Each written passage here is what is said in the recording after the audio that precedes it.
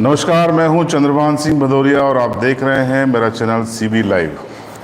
कल आपसे वादा किया था कि आज ठीक 12 बजे जो आदर्श क्रेडिट सोसाइटी है, इसके जो 21 लाख से ज़्यादा निवेशक हैं और करीब 4 लाख के आसपास एजेंट हैं, ये लोग इस समय बीते 2 सालों से गंभीर परेशानी में फंसे हुए हैं और ये संकट किसी और ने खड़ा नहीं किया है। कुछ षड्यंत्रकारी थे जिन्हें हम प्रमोटर कह सकते हैं, शुरुआत उन्होंने की, लेकिन इसकी जिम्मेदार वो सरकारी अफसर भी हैं जो लगातार इन प्रमोटर्स की जो घोटाले थे उनकी अनदेखी कर रहे थे। इनका जिम्मेदार इनकम टैक्स भी है जो लगातार अवॉइड कर रहा था कि किस तरीके से सब कुछ इस आदर्श क्रेडिट सोसाइटी में चल रहा है। इनकी जिम्मेदार कोऑपरेटिव से जुड़े अधिकारी भी हैं, लेकिन शिकार हैं अगर तो देश के 21 लाख निवेशक और 4 लाख एजेंट, जो कि कुल 12 से 14 हज़ार करोड़ रुपया का अपना निवेश किए हुए हैं और वो फंस गया है 2018 से।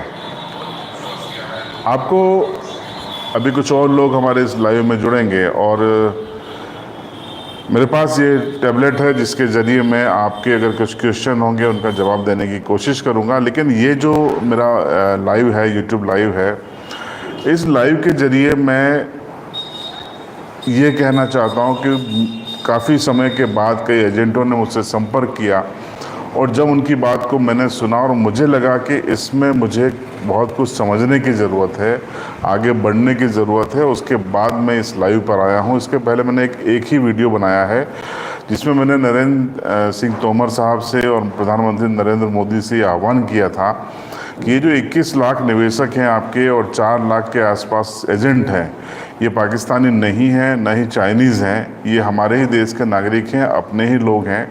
और आपके द्वारा एक व्यवस्था के तहत दिए गए लाइसेंस के तहत जो सोसाइटी बनी उसमें निवेश करके शिकार हो गए हैं उन लोगों का जो तेज़ी से धन कमाना चाहते थे।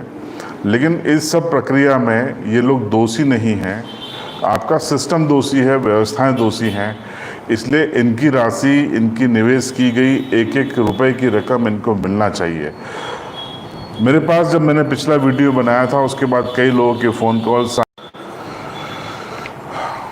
नेटवर्क की थोड़ी तकनीकी दिक्कत है, उसके लिए क्षमा चाहूँगा क्योंकि मैं जहाँ पे हूँ आज वहाँ नेटवर्क काफ़ी कमज़ोर है। तो मैं आपसे बात कर रहा था कि कई लोग ऐसे मुझे मिले हैं जिन्होंने संवाद मुझसे स्थापित किया है।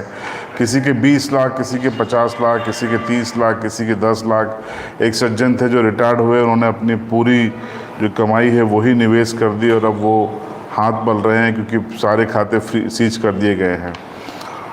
यहाँ इस लाइव के ज़रिए एक चीज़ तो मैंने जो समझी है वो मैं शेयर करना चाहता हूँ कि गड़बड़ी ज़रूर हुई है। जो आपके प्रमोटर्स थे, जो आपके निवेशक थे, उन पे जो चार्जेस हैं गवर्नमेंट के वो काफ़ी गंभीर हैं। उन्होंने ये जो उन पर आरोप हैं वो यही है कि उन्होंने ऐसे लोन बांटे जो आप लोगों से निवेश का जो उन्होंने करोड़ों रुपया बटोरा और उसको लोन के रूप में अपने लोगों को ओबलाइज करने के लिए दे दिया। फर्जी कंपनियां बनाई गई, फर्जी संस्थाएं बनाई गई, उनको लाखों करोड़ों का जो है लोन दे दिया गया, बगैर नियमों के तहत दे दिया गया।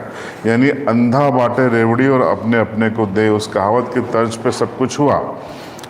अब वो मोदी बंधु जो हैं वो जेल में हैं, प्रोसिक्यूट किए जा रहे हैं, सब कुछ किए जा रहे हैं। लेकिन यहाँ जो यूट्यूब लाइव में कर रहा हूँ उसमें मेरा उद्देश्य ये जानना है कि अभी भी बहुत कम जानकारियाँ मुझे इस मामले में है, या जो मैंने समझा है कि जो आपके एजेंट्स हैं या जो आपके निवेशक हैं वो कानूनी समझ से वंचित हैं। कुछ प्रयास किए जा रहे हैं, PIL की बातें हो रही हैं, लेकिन कुछ भी कॉन्क्रीट मेरे पास सूचनाएं नहीं है। हो सकता है PIL लगी हो, राजस्थान में लगी हो, गुजरात में लगी हो, महाराष्ट्र में लगी हो। लेकिन इस YouTube के ज़रिए मैं आपसे ये अपील करता हूँ कि अगर आप एजेंट हैं या निवेशक हैं तो मुझे आपसे 3 तरीके की जानकारी चाहिए जिसके आधार पर मैं इस पूरे मुद्दे को आगे बढ़ाना चाहता हूँ, सेंट्रल गवर्नमेंट के अटेंशन में लाना चाहता हूँ, PM मोदी तक पहुंचाना चाहता हूं। नरेंद्र सिंह तोमर साहब, मैं मध्य प्रदेश से आता हूं तो उन तक बात पहुंचाना चाहता हूं, लेकिन उसके लिए आपकी मदद की ज़रूरत है। और मदद ये चाहिए कि मुझे अभी तक ये नहीं पता है कि PIL फाइल हुई कि है या नहीं। अगर ये राजस्थान में कहीं फाइल हुई हो तो कृपया आप कमेंट बॉक्स में पिटीशन नंबर दीजिए। अगर उसकी स्क्रीनशॉट दे सकते हैं, कॉपी दे सकते हैं तो वो दीजिए। लिंक शेयर कर सकते हैं तो लिंक शेयर कीजिए। और अगर कोई PIL, मुझे ये आश्चर्य हो रहा है कि सुप्रीम कोर्ट में लगी भी है या नहीं। 21 लाख निवेशक हैं, 12,000 करोड़ से ज़्यादा की धनराशि है, 4 लाख एजेंट हैं। मुझे लगता है कि आप जो एजेंट हैं वो संग्रहित नहीं हैं, उनमें शायद एकता की कमी है। इसीलिए सही ट्रैक पर आपका जो धन वापसी का जो मिशन है वो शायद परवान नहीं चढ़ रहा है। आप लोग धरना दे रहे हैं, आप लोग ज्ञापन दे रहे हैं, आप लोग जो नेता हैं उनसे लगातार संवाद कर रहे हैं, लेकिन वो क्या अपनी सरकार, आपकी बात अपनी सरकार तक पहुंचा रहे हैं? आप हैशटैग चला रहे हैं, ट्विटर पर सब कुछ कर रहे हैं, ये आपका निजी प्रयास है या कुछ लोग इकट्ठा होकर प्रयास कर लेते हैं। लेकिन ये जो 4 लाख एजेंट हैं और 21 लाख निवेशक हैं, इन्होंने कोई संगठित प्रयास किया है? मैं ये जानना चाहता हूँ। और अगर संगठित प्रयास किया है, मुझे उसके लिंक शेयर कीजिए कमेंट बॉक्स में। मैं आपको मेरा एक व्हाट्सअप नंबर यहाँ पर दे रहा हूँ। अनुरोध ये है कि कॉल मत कीजिएगा, लेकिन व्हाट्सअप पर आप जो भी ज़रूरी जानकारी है अपना नाम बताकर मुझे शेयर कीजिए। मेरा व्हाट्सअप नंबर है 9425487490। रिपीट कर रहा हूँ, 9425487490, ये मेरा व्हाट्सअप नंबर है। और आदर्श क्रेडिट कोऑपरेटिव सोसाइटी के मसले में निवेशकों और एजेंट के हितों में मैं लड़ाई लड़ना चाहता हूँ। मैं इसको समझना चाहता हूँ और मुझे इसके लिए आगे बढ़ने के लिए इस YouTube के ज़रिए आपसे अनुरोध है कि मेरे इस नंबर पर आप डिटेल भेजिए। जैसे कि जो मोदी बंधु हैं आपके, जो इस समय जेल में हैं बताया जाता है, क्या उनके खिलाफ FIR हुई है? निश्चित तौर पर अगर जेल में है तो FIR हुई होगी। किन धाराओं में वो FIR हुई है और उस FIR का स्टेटस क्या है? क्या प्रोसिक्यूशन चालू हो गया है? क्या उस केस में चालान हो गया है? या किसी को बेल मिली है? बेल मिली है तो बेल के कंडीशंस क्या थी? ये लीगल स्टेटस मुझे जानना है और मेरे पास FIR की कॉपी नहीं है। तो अगर आप में से किसी के पास, जो मोदी बंधु जो समय जेल में हैं, शायद राहुल मोदी या एक और कोई नाम है, तो आप उनके खिलाफ अगर कोई FIR हो तो मुझे डालिएगा और मैं कोशिश करूँगा कि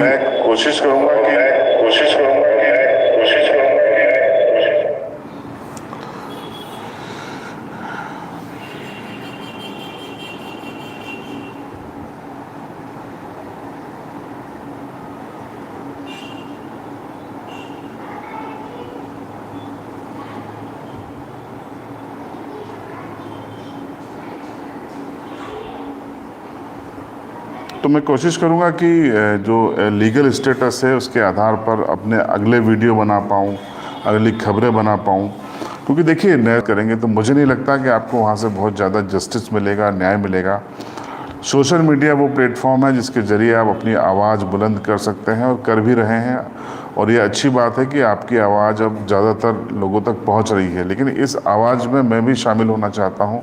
मेरा जो चैनल है CB लाइव, ये भी शामिल होना चाहता है निवेशकों के हितों में, एजेंटों के हितों में, आपके प्रमोटर्स के हितों में नहीं। नोट कीजिएगा, मुझे आपसे सिर्फ यही कहना है कि इस लड़ाई को लंबा लड़ना है। और मेरे इस चैनल से आप ज़रूर जुड़िएगा। अगर आप एजेंट हैं या निवेशक हैं तो आपको जो सब्सक्राइब बटन दिख रहा है लाल रंग का, या अगर आप हिंदी में चलाते हैं तो सदस्यता लें ऐसा लिखा आ रहा होगा, उसको पुश करिए, दबाइए और पास में जो बेल आइकन आएगा उसको पुश कर दीजिए। अपने साथी एजेंटों को भी चैनल से जुड़वाइए और निवेशकों को भी जुड़वाइए, क्योंकि ये लड़ाई थोड़ी लंबी चलेगी। मैं पॉलिटिकल व्यक्ति नहीं हूँ जो आपको आश्वासन दे दूँ। ये संघर्ष थोड़ा सा लंबा जा सकता है, इसलिए आप सबसे अनुरोध है कि आप चैनल से जुड़िए, सिर्फ इसलिए कि हम अपनी जानकारियों को साझा कर सकें और किस तरीके से चीज़ों को लेकर आगे बढ़ सकें। तो ज़रूर जुड़िएगा, सब्सक्राइब कीजिएगा। लेकिन एक चीज़ मुझे समझ में नहीं आती कि क्या सुप्रीम कोर्ट में कोई PIL फाइल हुई है? मैंने पिछले 15 दिनों में कई लोगों से पूछा, मुझे कोई PIL नंबर नहीं दे पाया। जो निवेशक थे, एजेंट थे, उन्होंने मुझसे संपर्क किया, क्यों नहीं दे पा रहे हैं? आपके पास जानकारी नहीं है या आपको जो सूचनाएं दी जा रही हैं वो सही नहीं है? तो पता करिए अगर सुप्रीम कोर्ट में कोई पीआईएल फाइल हुई हो या किसी स्टेट की हाई कोर्ट में फाइल हुई हो, चाहे महाराष्ट्र हो, गुजरात हो, राजस्थान हो, मध्य प्रदेश हो, कहीं भी फाइल हुई हो, उसका मुझे पिटिशन नंबर चाहिएगा। मैं बाकी इंटरनेट पे सब कुछ देख लूँगा, क्या स्टेटस है पता कर लूँगा। और ये भी समझ से परे है कि देश की सबसे बड़ी अदालत में अभी तक ये मामला क्यों नहीं पहुँचा। ये मामला यानी कि 12,000 करोड़ की धन वापसी का, जो कि सम्मानी निवेशकर्ताओं ने, जो कि सम्मानी शब्द का प्रयोग इसलिए कर रहा हूँ कि अपने जीवन की पूंजी सरकार जिस संस्था को लाइसेंस देती है उसके भरोसे उन्होंने उनको सौंप दी, और आज वो परेशान हो रहे हैं। किसी को अपनी बेटी की शादी करना है, किसी को बेटे का करियर बनाना है, किसी को अपनी इलाज कराना है। और ये अफसोस की बात है कि जो सरकार है वो उसके कानों में जू नहीं रह रही है। उसने एक लीगल प्रमोटर्स के खिलाफ कार्रवाई कर दी और चुप बैठ गए। आपको इन 21 लाख निवेशकों का सोचना होगा। 4 लाख एजेंटों की ज़िंदगी आप तबाह नहीं कर सकते, क्योंकि आप सरकार हैं, सिस्टम है, और ये देश लोकतांत्रिक देश है। इसमें आपको, अगर आप जनता की नहीं सुनेंगे तो किसकी सुनेंगे? यहाँ तानाशाही थोड़ी है। ये चीज़ केंद्र सरकार को समझनी चाहिए। और राज्य सरकार, देखिए राजस्थान में सबसे ज़्यादा एजेंट और निवेशक इससे परेशान है, जो मेरी जानकारी है। राजस्थान के सिरोही, टोंक, जयपुर, उदयपुर, झालावाड़, कई जगह से मेरे पास फ़ोन आए थे। ये सबसे ज़्यादा प्रभावित और पीड़ित इलाके हैं। पीड़ित शब्द का प्रयोग इसलिए कर रहा हूँ कि तमाम एजेंट और निवेशक इन इलाकों से आते हैं जिन्होंने अपने जीवन की गाड़ी कमाई इस आदर्श में लगा दी, लेकिन आज वो परेशान हो रहे हैं। क्यों सरकार इनको इनके हाल पे छोड़ रही है? मरने के लिए छोड़ रही है? क्या ये आपके नागरिक नहीं है? मैं फिर कहूँगा, पाकिस्तानी थोड़ी ना है, ये भारतीय हैं। इनका जीवन सुरक्षित करना, इनकी मेहनत की कमाई सुरक्षित करना, ये भी सरकारों की जिम्मेदारी है। क्या किया सरकार ने? इनकम टैक्स क्या कर रहा था? जब ये फर्जी लोन बांट रहे थे तब सरकार ने क्या देखा? ऑडिट रिपोर्ट्स होती थी स्टेट और सेंट्रल की, तब क्या देखा? और एफआईआर अगर आपने उनके प्रमोटर्स के खिलाफ की है तो इन ऑडिटर्स के खिलाफ भी कीजिए, जिन्होंने भी ऑडिट किए होंगे पिछले 20 सालों के, और ओके जस्टिफाइड किया होगा कि सब कुछ ठीक है, उनके खिलाफ भी एफआईआर बनती है, उनको भी जेल में डालना चाहिए। क्या डाला गया है? जिन कोऑपरेटिव के अधिकारियों ने नेग्लिजेंसी की, क्या उनको जेल में डाला गया? इनकम टैक्स के जिन अफसरों ने 2010 में रेड की थी और लगातार मॉनिटरिंग कर रहे थे, उनको जेल में डाला गया? इन सब की लापरवाही 21 लाख निवेशकों पर भारी पड़ गई है, 4 लाख एजेंटों पर भारी पड़ गई है। ये निवेशक और एजेंट जिम्मेदार नहीं है, ये दोषी नहीं है। दोषी है सरकार और उसके अफसर। राजस्थान सरकार के अफसर दोषी हैं, केंद्र सरकार के अफसर दोषी हैं। उन पे क्या कार्रवाई की गई? और लीगल एक्शन करिए ना, कौन रोक रहा है? आप मोदियों को जेल भेजिए, सब कुछ कीजिए, लेकिन एक व्यवस्था बनाइए। आप एक नया निदेशक मंडल बनाइए जिसपे सरकार का नियंत्रण हो। खाते जो सीज किए हुए हैं आपने, उनको खोलिए ताकि निवेशकों को उनका धन वापस मिल सके। क्योंकि अगर वो नहीं हुआ तो पैनिक फैल जाएगा, वो लोग बेहद परेशान हो जाएंगे, उनका जीवन मुश्किल में आ जाएगा। क्या भारत सरकार और कृषि मंत्रालय को ये समझ है? ये आंकड़ा कोई बोलने लायक नहीं कि 4 लाख और 21 लाख। खड़े करके देखिए 4 लाख को, आपका जंतर मंतर दिल्ली का भर जाएगा। 21 लाख आ गए तो रामलीला मैदान छोटा पड़ जाएगा। इतनी संख्या में लोग हैं, लेकिन उनकी सुध नहीं ली जा रही है। संसद में 1-2 लोग मामला उठा लेते हैं, खामोश हो जाते हैं। पॉलिटिकल पार्टियां अपनी जिम्मेदारी भूल गई। विपक्ष कहाँ है? क्या ये मुद्दा नहीं बनता? राहुल गांधी का एक भी ट्वीट आया? अशोक गहलोत इस मुद्दे पे क्यों नहीं बोलते? वसुंधरा राजे क्यों खामोश हैं? गुजरात के जो तमाम नेता हैं वो क्यों चुप हैं? महाराष्ट्र के नेता क्यों चुप हैं? आप देखिए ये जो जितने भी स्कैम हो रहे हैं, चाहे बंगाल का शारदा स्कैम हो, चाहे आपका ये आदर्श वाला स्कैम हो गया, HBN हो, ABN हो, तमाम कंपनियां हैं, ये सब सरकारी अफसरों की और सरकारों की उदासीनता से आम जनता ठगी का शिकार होती है। और बाद में कुछ लोगों को जेल में डाल के सरकार भूल जाती है। लेकिन जिन लोगों ने निवेश कर दिया है, जिन लोगों ने इस भरोसे किया है कि अगर ये गलत होते तो सरकार इन पे एक्शन लेती, उन लोगों का क्या? उनके बारे में कौन सोचेगा? ये मन की पीड़ा है, मैंने आपको रिएक्ट की। लेकिन इस YouTube लाइव का जो उद्देश्य था वो यही था, अगर आपके पास जो इसके प्रमोटर्स हैं उनके खिलाफ कोई एफआईआर की कॉपी है, लीगल स्टेटस की कॉपी है, कमेंट बॉक्स में डालिए, मेरा व्हाट्सअप नंबर पर डालिए। अगर कहीं पीआईएल लगी है तो उसकी कॉपी मुझे व्हाट्सअप कीजिए, मेल कीजिए। मेरी मेल आईडी में कमेंट बॉक्स में अभी लिखूंगा। सीबी लाइव की ओर से जो कमेंट्स आएंगे उसमें मेल आईडी लिखूंगा, उस पर आप मेल कीजिए। व्हाट्सअप नंबर मैंने आपको दे दिया है, व्हाट्सअप कीजिए ताकि मैं इस मुद्दे को, लीगल स्टेटस को समझ सकूं। मैंने खुद कानून पढ़ा है, मैंने वकालत भी की है 2 साल तक, और मैं उसके बाद इस मीडिया फील्ड में आया हूं। तो जो फाइनेंशियल इश्यूज़ हैं, आर्थिक अपराध होते हैं, उसके मामलों में मेरी रुचि है। मैं इसमें थोड़ा सा समझना चाहता हूं, उसके बाद आगे बढ़ना चाहता हूं। मैं कोई दावा नहीं कर रहा कि मैं आपको इस समय सीमा में आपके रुपया दिलवा दूंगा, वो करवा दूंगा, लेकिन उसको समझ के अगर ज़रूरत लगी सुप्रीम कोर्ट में पीआईएल लगाने की तो मैं मेरे खर्चे पे लगाऊंगा, ये आपसे वादा है।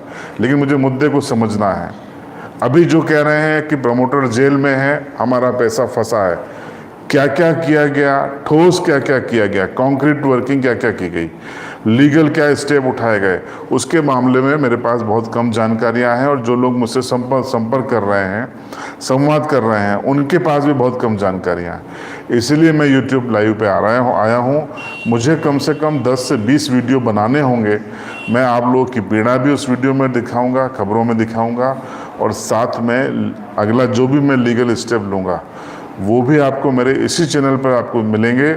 चैनल को आप सब्सक्राइब जरूर कर लीजिएगा, अपने एजेंटों से, निवेशकों से करवाइएगा, क्योंकि इस लड़ाई में सूचनाएं सबसे अहम है, जो आप और हम मिलकर साझा करेंगे, उसके बाद आगे बढ़ेंगे। मेरी 2-3 सांसदों से बात हुई जो प्रभाव रखते हैं बीजेपी में, मेरी कुछ विपक्षी सांसदों से भी बात हुई है, और मैंने उनको राजी किया है कि वो इस मुद्दे को प्रमुखता से राज्यसभा और लोकसभा में उठाएं, सरकार का ध्यान खींचें, अटेंशन में लाएं। और हमारी ये कोशिश भी है कि जो नेशनल मीडिया है उसमें जो हमारे मित्र लोग हैं उनको भी समझाया जाए कि ये मानवीय पहलू है, आप लोग भी ध्यान दीजिए। भारत के ही 21 लाख लोग परेशान हैं, फंसे हुए हैं, 4 लोग एजेंट हैं, इस तरीके से 25 लाख लोग हैं। एक बड़ी आबादी है जो देश के 18 राज्यों में फैली हुई है, सबसे ज़्यादा गुजरात और राजस्थान इससे प्रभावित है, उसके बाद एमपी और महाराष्ट्र का भी नंबर आता है। तो इस यूट्यूब लाइव में फ़िलहाल इतना ही। फिर से अनुरोध है कि मुझसे जुड़िए और सूचनाएं साझा कीजिए। फिर से मेरा यूट्यूब व्हाट्सअप नंबर दे रहा हूँ 9425487490 पर। शर्त एक है, कॉल नहीं उठेगा, आप सिर्फ सूचना दीजिएगा, क्योंकि ये पब्लिक डोमेन में मेरा नंबर है, इसमें मैं कितने कॉल उठा सकता हूँ। हर इश्यूज़ के लिए इसी नंबर को मैं जारी करता हूँ, लेकिन कॉल नहीं लेता। इसलिए पहले से मैं आपसे क्षमा चाहता हूँ। सिर्फ व्हाट्सअप मैसेज कीजिएगा, आपकी जो भी बात है। व्हाट्सअप भले मैं 2 दिन बाद पढूं, लेकिन व्हाट्सअप ज़रूर पढ़ता हूँ। और मेरे से जुड़िए और इस मिशन को आप और हम मिलके आगे बढ़ाएंगे। लेकिन सूचनाएं मुझे कुछ और हासिल करना है, उसके बाद ही हमारा मिशन आगे बढ़ेगा। तो आप सभी को नमस्कार। और अंत में 2 चीज़ कहूँगा। ये जो सरकारें हैं इनको सोचना चाहिए कि एक आंसू भी हुकूमत के लिए खतरा है, तुमने देखा नहीं आंखों का समंदर होना। तो ये सरकारों को सोचना चाहिए। और आपसे कहूँगा कि इतिहास वही बनाते हैं जो हिम्मत बनाए रखते हैं। हिम्मत बनाए रखिए, लड़ेंगे, जूझेंगे, सरकार से भिड़ेंगे, आपके हक की, आपकी मेहनत की कमाई वापस लेने का प्रयास करेंगे। जुड़िएगा मेरे साथ, बने रहिएगा मेरे साथ।